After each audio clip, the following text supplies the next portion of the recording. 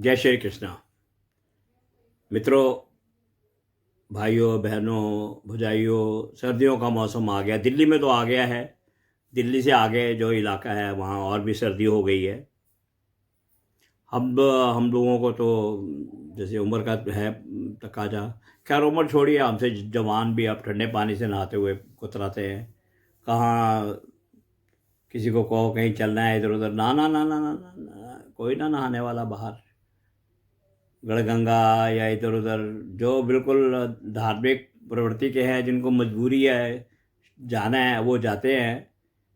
हम जैसे तो आदमी कहते हैं ना ना ना ना ना ना ना। आज मैं आपको बता रहा हूँ जी, हम अभी सर्दियाँ शुरू हुई हैं तो अचानक गर्मी से सर्दी आ गई है, तो ना स्नान करने का सिस्टम ही बदल गया है सारा। अब करें तो क्या करें। मैं अपना तरीका बताता हूँ।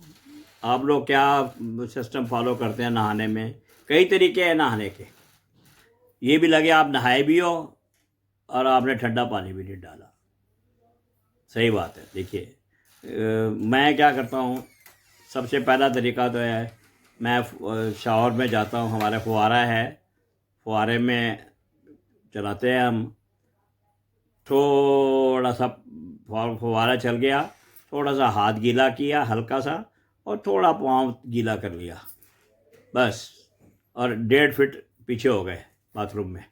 पानी शाँ शाँ शाँ शाँ शाँ बह रहा है। हाँ, पानी का नुकसान है। 5-7 मिनट पानी हम बहने देते हैं। बह गया पानी मेरा, हो गया, सबको भरोसा हो गया कि मैं नहा लिया। और तौलिए पे मैं ऐसे मग से पानी छिड़क देता हूँ। ये सबसे मेरा पेट मेथड है नहाने का। बशर्ते पानी ठंडा है, जब ठंडा पानी है। क्योंकि अब कंजूस लोग हैं, गीज़र चलाने में भी सोचते हैं कि गीज़र तो चलाएंगे जब आखिरी में आएगा। तो इस तरह मैं नहाने का कार्यक्रम करता हूँ जी। पहला मेरा स्टाइल ये है। दूसरा स्टाइल और है, बाल्टी भरता हूँ मैं। बाल्टी भरेंगे तब भी पता लगेगा नहाने के लिए है। बैठ गए नहाने के लिए, मग हिलाते रहे, चलाते रहे, मग का पानी डालते रहे। इधर कुछ, इधर डाला कुछ, इधर डाला कुछ, सिंक में डाल दिया, और कुछ पॉटी बॉक्स में उसमें डाल दिया। एक आधा मग हमने पाँव में डाल दिया। ज़्यादा तो मुंह देखा जाता है, मुंह साफ है नहीं है। हम मजबूरी से धोते हैं। फटाफट धोया, उसी को वहीं से वहीं पहुँच लिया, मुंह को पहुँच लिया। सिर में तो बाल शाल है नहीं, तो हल्का से ऐसे लगाया, पहुँच लिया। इतने में तो लिया आपका जो है गीला हो गया। बस, सिर्फ करना क्या, आपने 4-5 मिनट बैठे रहना है। मैं फिर 4-5 मिनट बैठा रहता हूँ। पानी हल्का हल्का मग इधर से उधर गिरता रहता है। कभी पानी मैं इधर से निकाल के बाल्टी में डाल देता हूँ, फिर निकालता हूँ, फिर बाल्टी में डाल देता हूँ।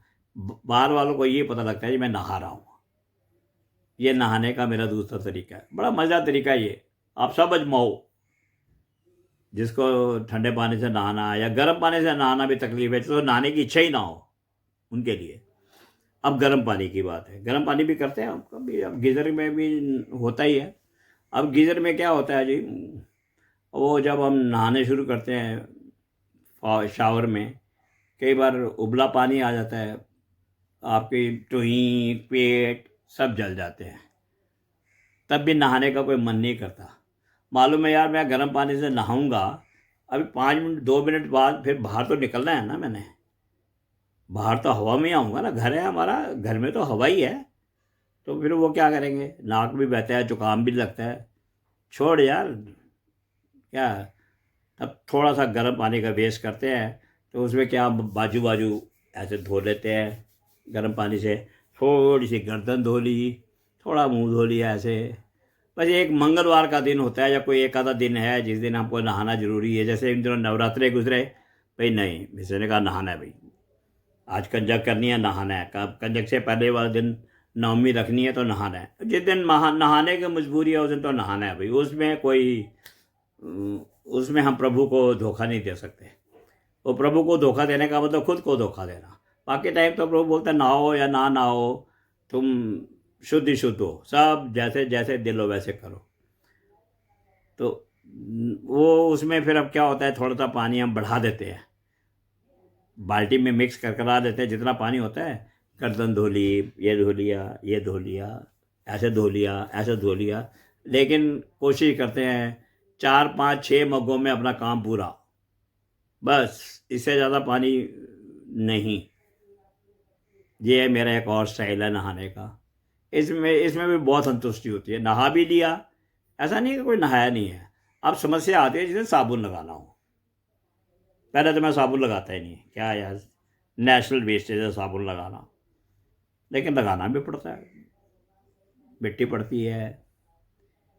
वो कहते हैं जर्म्स आ जाते हैं, बड़े बड़े टीवी में ऐड आते हैं साबुनों के, तो साबुन भी लगाना ज़रूरी है। हफ्ते में 1 आधा दिन तो लगाना ज़रूरी है। उस दिन क्या करो फिर, देखो जी, उस दिन हम क्या करते हैं, मैं क्या करता हूँ, आप सबके लिए सलाहें हैं, जो आप मर्जी करो। वैसे तो उस दिन मैं क्या करता हूँ, साबुन लिया, झाग हमने थोड़ी सी हाथ में ले ली, ऐसे हाथ में ही सब, इसी को यहाँ थोड़ा मला क्रीम की तरह। साबुन को हम क्रीम की तरह इस्तेमाल करते हैं, जैसे आइसक्रीम, वो जो शेविंग के जो क्रीम लगाते हैं ना, पाउडर क्रीम लगाओ या शेविंग क्रीम को भी कह सकते हो, जो मुंह पे क्रीम लगाई जाती है, उस तरह मैं इस्तेमाल करता हूँ। थोड़ा सा साबुन यहाँ लगा दिया, झाग थोड़ी यहाँ लगा दी, थोड़े पाँव में लगा दी, थोड़ी मुंह में लगा दी, थोड़ा मुंह, थोड़ी ऐसे सब जगह रगड़ दी। बहुत होता है, बहुत होता है इतना, बस इतने में हो गया। जर्म्स कितने रहेंगे यार, जर्म्स तो एक झटके में मर जाएंगे, अगर मरने हैं, नहीं मरने तो सारी मरे रहेंगे अंदर आपके। तो वो मैं लगा के, फिर होता है भी आधी बाल्टी तो चाहिए नहाने के लिए।